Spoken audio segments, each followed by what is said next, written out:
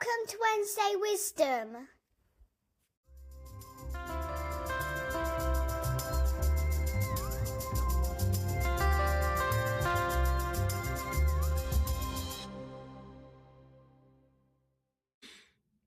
Good morning.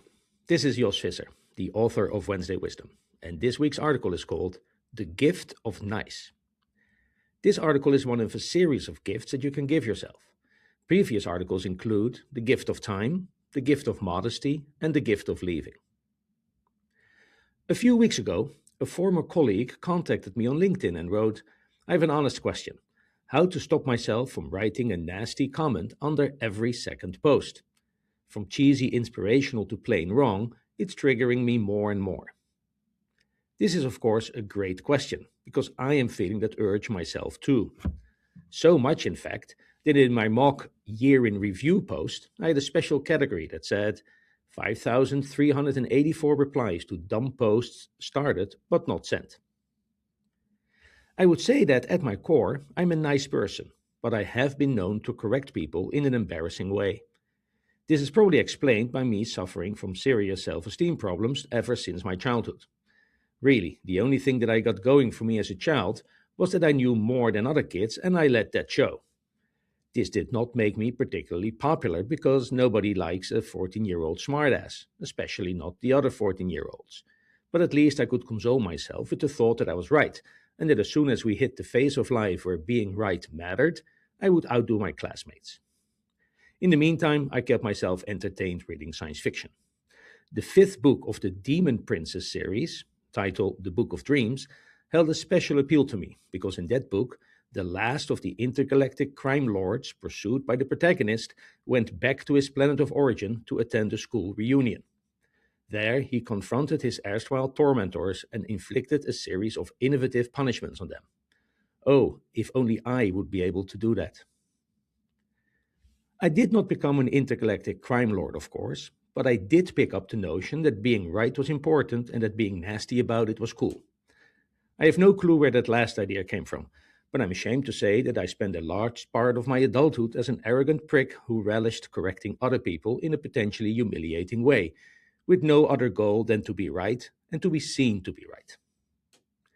Fast forward a few decades. When I joined Google, I experienced something that I'd never experienced before. I had found my people. Here was a group of people that knew at least as much about computers as I did, usually more, who liked the same movies, had read the same books, and shared the same sense of humor. They were also, mostly, like me, insufferable know-it-alls, which could make conversations a bit tedious. To this very day, I have an allergic reaction to someone starting a sentence with, "Well, actually," though I'm fully aware that I used to do this myself a lot and maybe still do from time to time. At Google, we had a few people who were actively not nice. At the time, we still had desk phones, and one of our colleagues recorded a voicemail message that was incredibly insulting to the hapless caller, chastising them for daring to phone him in the first place, and announcing that their second mistake was that they were still on the phone, because surely they were not planning to leave a message. The MP3 of this voicemail message did the rounds, and we all thought it was incredibly cool. Not being nice was a bit of a cultural phenomenon at Google. One night I was sitting at home and my pager went off with an irrelevant, for a page, message like, "Yeah, sure, we'll see each other tomorrow," or words of that nature. Now at Google, you could page someone using an email alias, and apart from personal aliases that could be used to page individuals, there were also aliases to page the current on-call of a service or to page all on-calls for all services in a particular data center. Because of some auto-completion mishap, someone had included the alias of all on-calls for all services in a rather large data center in the CC of a random email, and the system obliged. I immediately reached out to the sender of this email and informed them what they had done, that I was not upset, that this was an honest mistake that everyone could have made, but also that they probably would get a fair amount of abuse from my colleagues and that it was best to brace for that. Unfortunately, that torrent of abuse happened. As you can see, I'd become quite a bit nicer by then. But why? As we say in Dutch, that sits as follows. At Google, I volunteered for many extracurricular activities, such as teaching a group of 15-year-old secondary school kids about our infrastructure. For this activity, I developed a 2-hour workshop doing a load test on a simple HTTP server. We validated the results of the test with some basic queuing theory, since the math to predict the behavior of a system using an MM1 queue is well within the scope of the mathematical abilities of a group of middle schoolers. Because of this extracurricular work, I started interacting with people outside of Google's engineering community, such as recruiters, event coordinators, and our K-12 outreach people. I became quite friendly with some of them, and eventually they confessed to me that the first time they had to meet me for some project, they had been quite nervous as they used to be afraid of me. How can it be? I cried out. I am the nicest person I know.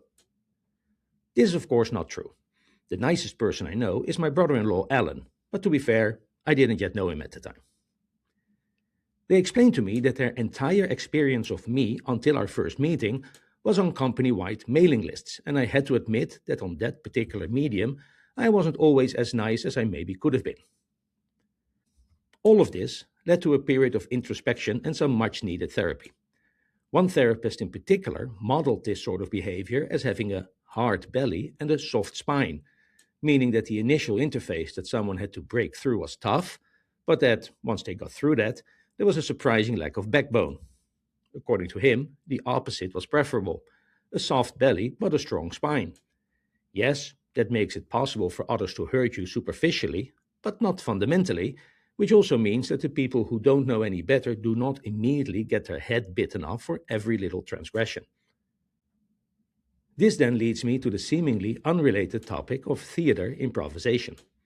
If you've ever taken any improv classes, you will know that really the only thing you're not allowed to say on stage is no, because once you throw that in, there's really no place to go other than conflict. And conflict is rarely fun to watch, especially if the people in the conflict do not know what they are doing, which is often true in both improv and real life. Instead, the most valued answer is yes and. Accept whatever the person is offering and add something to it, even if it's a bad idea, even if you have a better idea. Not being nice is counterproductive. One of the nastiest teams that I ever worked with was a network group that, for otherwise good reasons, were in the critical path of every project that needed to accept traffic from the internet, which these days is pretty much every project. They were overworked and their pager was continually on fire. Their infrastructure was complicated, and because of that, people needed lots of help to get it right. As a consequence, they started seeing everyone who wanted something from the networking infrastructure as someone who was out to make their life difficult. They were not very nice, and everyone was afraid of them.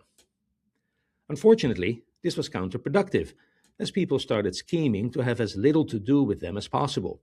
For instance, implementing suboptimal solutions rather than requesting a change to some network infrastructure, or maybe by sending the most junior people in the team to the networking team's office hours, because more senior people were not keen to have their head bitten off by some networking engineer who was way more junior than them and who had unfortunately signed on to the networking team's toxic insider/outsider culture. The problem with not being nice is that it infects other people, especially new members of the team who will come to think that this is the accepted and cool thing to do here. Nice is not just nice. Not nice often just doesn't work. If you're an expert in something, are you going to risk asking someone who is going to insult you if you are wrong? Even the ultimate benevolent dictator in charge of the Linux kernel, Linus Torvalds, eventually saw the light, and the kernel developers now have a code of conduct that promotes making participation in the project and community a harassment-free experience for everyone. Another problem with not being nice is that negative emotions do not inspire anyone. This is important because you may, in your heart of hearts, be a loner who wants to do nothing else but sit at their computer by themselves and crank out code, but software engineering is a team sport, and to accomplish anything of value requires other people to follow you. You may think that people follow you for the quality of your ideas and work, but unless you're Linus Torvalds or someone of a similar stature, you will be way more successful if you are nice. And even if you think that you are a rock star, you are probably not Jeff Dean, and he is well known for being nice and approachable, if a bit intimidating, but there's not a lot that he can do about that. Which brings me back to the original question: how to be nice on the internet in the face of an incredible flood of underinformed, humble brag, misleading, or just outright fake messages, some of which are actively harmful to boot. This is clearly a challenge, at least it is for me, especially when I see how successful some of these posts are in terms of engagement, which is, of course, a terrible measure of success because lots of bad and terrible things are incredibly popular. I struggle with this mightily because a lot of these posts are incredibly annoying, and quite frequently a powerful urge inside me wants to correct these people in a potentially futile attempt to help make right what their parents and the Almighty clearly did wrong.